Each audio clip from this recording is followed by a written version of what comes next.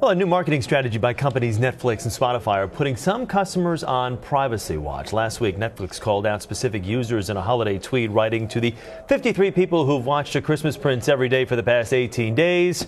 Who hurt you? End quote. The tweet started a major conversation about how Netflix members are being watched themselves. Spotify also exploited its users in an ad campaign. So here to discuss this is Nick Thompson. He is the editor-in-chief of Wired magazine and a CBS News contributor. So I think, Nick, we've all gotten used to the fact that these websites are gathering all this metadata about us. That's our trade-off. What? Welcome to 2017.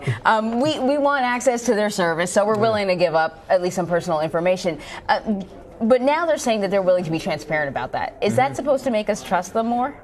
No. I mean, the reason why Netflix put out that tweet wasn't to make us trust them more and understand their data.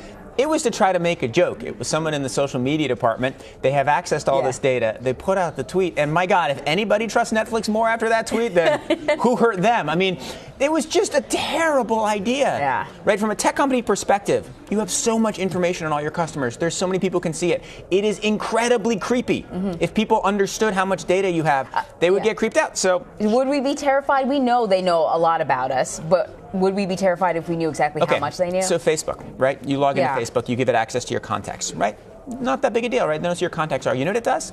It goes into the address book of every one of those contacts people. And it starts to accumulate across address books. So it's looking in your address book for everybody else's address book. Wow. And from that, it then tries to identify people you might have lost touch with. So it can put you back in touch with, because people who are in the address books of a bunch of people who are in your address book but aren't in your address book, that's how it recommends friends to you. Right. So that's kind of cool, right? Because it puts you back in touch with people you haven't seen since high school. Except, you know what? That ex-boyfriend, he's an ex for a reason. Right. And it's a nightmare when you think about it, right? Because we all think, oh, they've got data on us. They've got a lot of data. It's okay. It's not that they have a lot of data. They have data we can't even conceive of on us. Like, it's crazy. Not to mention hearing like the folks at Facebook last week and just kind of that little impromptu sit down and be like, we're not even sure if social media is actually good for you. Then you learn all this information. You say, you know what? Maybe they're right. Maybe this is not great for me. That was amazing, right? Facebook is like, you know what? We're gonna look at what it's going to go.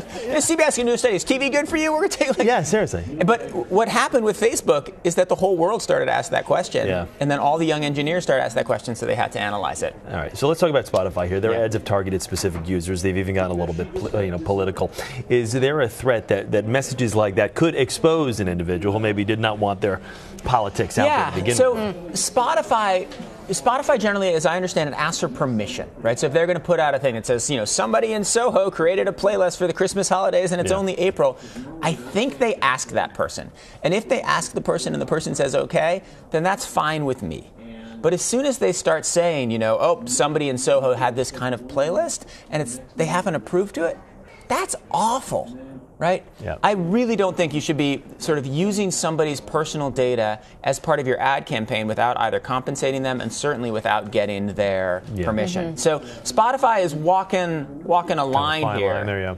So we know that it's one thing that under the umbrella of we're giving you a better experience, so they're collecting this data to fine-tune the experience for us. But what else are they using that data for? I mean, that data can be monetized in other ways as well, I presume. Right. So, so the data you have on Spotify, right? So the music, it's used for, of course, giving you playlists, recommending friends, all the things we know. They also, of course, probably sell the data. They probably work with other companies. There are all kinds of data merchants out there. I don't know exactly what Spotify does with it, but every single thing you do is tailored, right? So on Facebook, the data you have is used to tailor your news feed, right? It's used to tailor your friend requests. It's used to tailor every little thing that you're showing on Facebook, and you're shown like a million things when you go into Facebook, is based on your previous data. And then when you're on a website into which you've logged into Facebook, all the stuff on that website is based on not only your behavior on that website, but on your behavior on Facebook itself, and on every other website that also has what's called a Facebook pixel on it. So your whole web is constantly evolving based on the data that people have and the choices that you make. And that can be cool,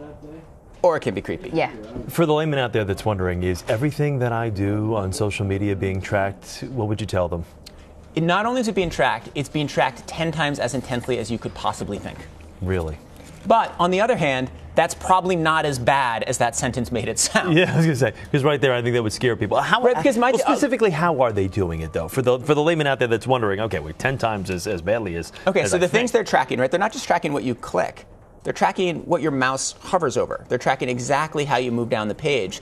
They're tracking. So you don't even have to click on it now. No, they're tracking like where, like if there's a picture of a pretty person on it, yeah, and you sort of hover over it, even if you don't click on it, the website knows that. So then it kind of knows who you're attracted to, right? And so that can be put into the data. So there's all kinds of stuff that you don't even think.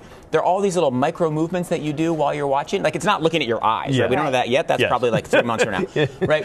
But it's everything you do about how you move through the page, what you click on, what you don't, what you hover over, what you don't. So there's a good chance that they know more about me than maybe some of my family members do. They almost certainly know more about you than anybody in the world knows about you, right?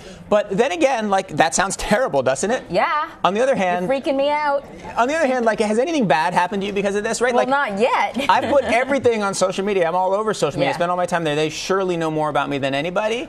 And, like, what are the consequences? Like, they advertise me running shoes. Like, it's okay. I know, but there's something that's just a little unsettling about it, right? I mean, what is unsettling is somebody wanted to do me harm, and they worked at one of those companies, and they're able to get into the databases. I mean, this is what's so weird about the Netflix thing.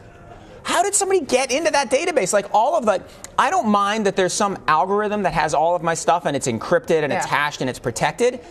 But if some like random person at Facebook can get in and get all of the metadata about Nick Thompson, that's not so good. Yeah, to think that somebody so brilliant could get that data but be so stupid to send out that tweet. You know what I mean? There's that dichotomy. So I was interviewing somebody from a tech company the other day, not like a particular, like not trying to get Edward Snowden secrets, and they're like, you have to turn off your phone.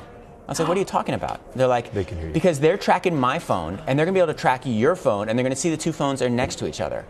And I was like, oh, of course, because they have location services into my phone. Like, you know, every company has location services, so they know where my phone is. They know where their employees' phones are. I just think about, you know, the technology that's coming, the iris scans, and will they be able to sort of not just see where my mouse goes, but where my eyes go, what my eyes linger on, like, where is this going? Mm-hmm. Wow. Well,